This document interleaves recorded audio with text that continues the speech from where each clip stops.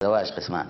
القسم الأولاني عقد قران، إجراء عقد القران، هذا شيء. والبناء يعني الدخول على الزوجة هذا موضوع آخر. فأما إجراء العقد فهذا أمر يعني ليس له سن معينة في إجراء العقد. يعقد على، حتى يمكن أن يعقد على فتاة عمرها سنة زمان، مش 9 سنين ولا 7 سنين ولا 8 سنين. هذا مجرد عقد إيجاب وقبول بين، بس الولي يكون هنا هو الأب لأنه ولي مجبر فتصير زوجته. இந்த அரபி இமாம் என்ன சொல்கிறார் என்றால், நிக்கா என்பதற்கு 2 விடயம் உள்ளது. ஒன்று, அந்த பெண்ணுடன் முதல் முறை உடல் உறவு கொள்ள வேண்டும் என்றால் அந்த பெண்ணின் தந்தையிடம் அனுமதி ஒப்பந்தம் போட வேண்டும். இஸ்லாத்தில் பெண்ணின் திருமண வயது ஒரு பொருட்டல்ல.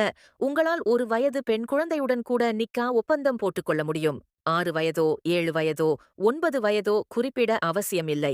ஆனால் அந்த பெண்ணின் தந்தையிடம் அனுமதி மற்றும் சம்மதம் வாங்கிய பின் அந்த பெண் உங்களுக்கு மனைவி என்கிறார். இங்கிருக்கும் பச்சை சங்கிகள் இன்று நாங்கள் பெண்ணின் அனுமதி இல்லாமல் திருமணம் முடிக்க மாட்டோம் என்கிறார்கள். அதற்கு காரணம், இன்று பெண்கள் தைரியமாக பேசுகிறார்கள், சிந்திக்கின்றார்கள், படித்து பட்டம் பெறுகிறார்கள். உங்களின் ஆணாதிக்க செயல் எடுபடாது என்பதால்தான். ஆனால் முகமது காலத்தில் அவ்வாறு இல்லை என்பதே உண்மை. 6 வயது ஆயிஷாவிடம் அனுமதி பெற்றா நிக்கா செய்தார் முகமது.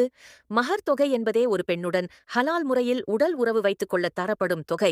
அதை குரானிலும் ஹதீதிலும் கூறப்பட்டுள்ளது.